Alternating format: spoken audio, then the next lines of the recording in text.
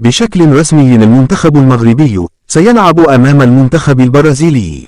أعلن الاتحاد المغربي لكرة القدم إجراء المنتخب الوطني الأول مباراة ودية أمام المنتخب البرازيلي في 25 من شهر مارس القادم على أرضية الملعب الكبير لطنجة.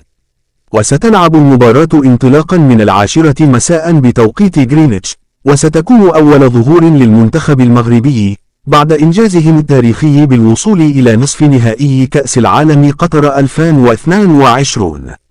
وذكر الاتحاد المغربي لكرة القدم في بلاغ له أنه فضل أن يكون أول ظهور للمنتخب المغربي بعد مشاركته المونديالية التاريخية بمنازلة المنتخب البرازيلي المصنف الأول عالميا حسب التصنيف الشهري الذي يصدره الاتحاد الدولي لكرة القدم.